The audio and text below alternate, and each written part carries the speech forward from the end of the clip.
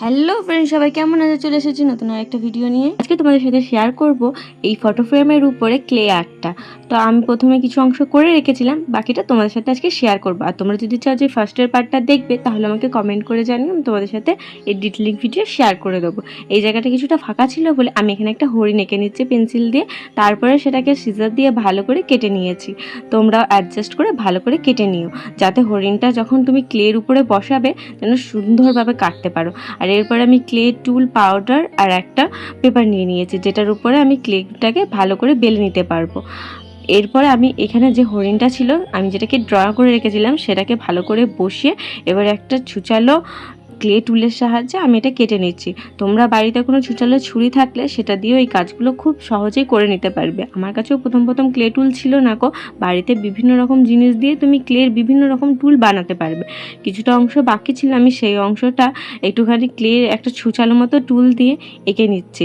কতটা ক্যামেরায় ধরা পড়েছে আমি ঠিক মতো বলতে পারবো না গো, বাট হয়ে যাবার পরে তোমরা বুঝতে হয়তো পারবে যে এটা আমি কি করেছি। প্রথমে আমি চোখটা এঁকে নিয়েছিলাম, তারপরে মুখের কাছটা কিছুটা এঁকে নিয়েছি, আর এখানে পায়ের কিছুটা অ্যাডজাস্ট করে নিয়েছি। এরপর আস্তে আস্তে বাকি যে বাড়তি অংশগুলো আছে সেগুলোকে আমি ছাড়িয়ে নিচ্ছি। তোমরাও ছুরির সাহায্যে খুব ইজিলি ছাড়িয়ে নিতে পারবে। আর একটা যদি ক্লে টুল এরকম বাড়িতে থাকে তাহলে তো কোনো অসুবিধাই নেই গো। আর এই ক্লে টুলের একটা শর্ট ভিডিও আমি আপলোড করে দেবো, খুবই রিজনেবল প্রাইসের মধ্যে মিশোতে পাওয়া যাচ্ছে। মিশো থেকে তোমরা অর্ডার করে নিতেই পারো, আমি নিচে লিঙ্কও দিয়ে দেবো, দেখে নিও।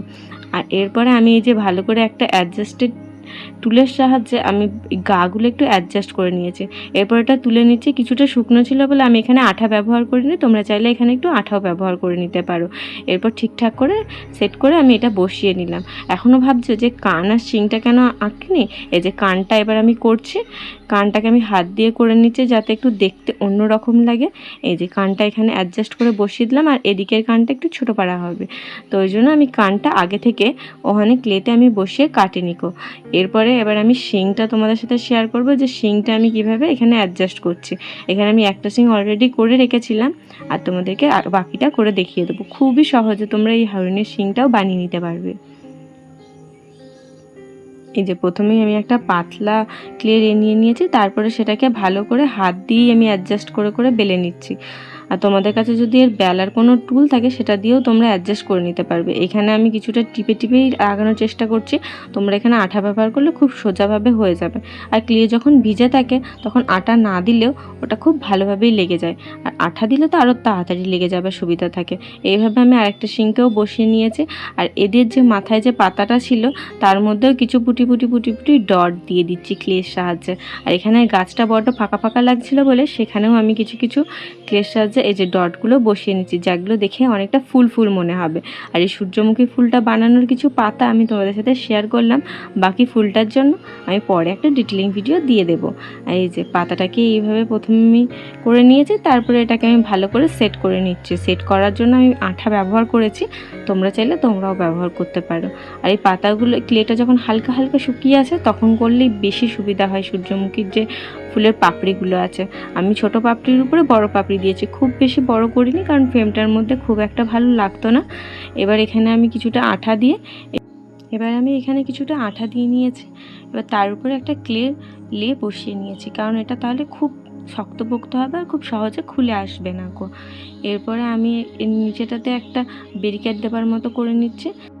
তোমরা চাইলে এই অংশটা স্কিপও করে যেতে পারো, আর চাইলে দিতেও পারো। এরপরে আমি এখানে কিছু ছোটো ছোটো ফুল অ্যাড করছি, তোমরা চাইলে এগুলো রং দিয়েও এঁকে নিতে পারো। আমি ক্লে দিয়ে এই ফুলগুলো আর্ট করে নিয়েছি, দুটো করে রেখেছিলাম, একটা তোমাদের সাথে শেয়ার করলাম। আর এরপরে ফুলের যে ডান্ডিগুলো হয় সেগুলোও করে নিচ্ছি। এই যে এখানে ভালো মতো সেট করে বসিয়ে নিচ্ছি। তোমরা তোমাদের ইচ্ছা মতো যটা ফুল মনে হবে তোমরা এখানে অ্যাড করতে পারো। আর এখানে একটা অংশ বেলে নিচ্ছি।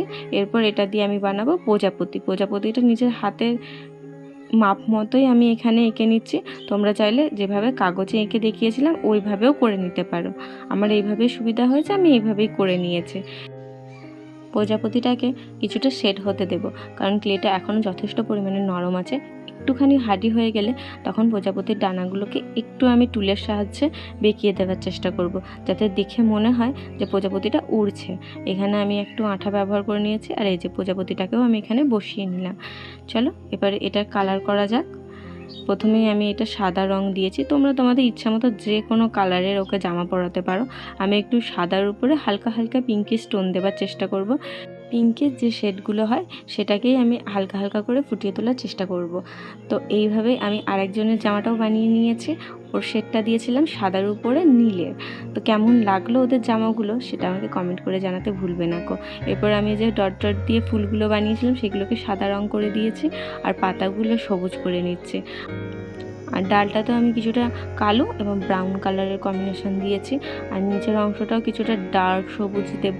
আর বাকি অংশটা আমি কিছুটা করে রেখেছিলাম, যেটা আমি কালো আর ধূসর কালার দিয়েছি আর সাদার মধ্যে রেখেছিলাম ঘাসগুলোকে, যাতে দেখে মনে হয় গোধূলি বেলার সেই হালকা হালকা আভাটা পাওয়া যাচ্ছে। পেছনের ব্যাকগ্রাউন্ডের কালারটা যেহেতু আমি ইউলি স্টোন রাখার চেষ্টা করেছিলাম সেই জন্য। আর এই সূর্যমুখী ফুলটাও আমি রং করে নিয়েছি, আর এদের চুলগুলো রং করে নিচ্ছি। আর বাকি রইলো এদের বডি কালারটাও আমি এইভাবেই দিয়েছি। তোমরা চাইলে অন্য রকমভাবেও দিতে পারো, একটু ডাস্কি স্টোন দিলেও ভালো লাগবে দেখতে।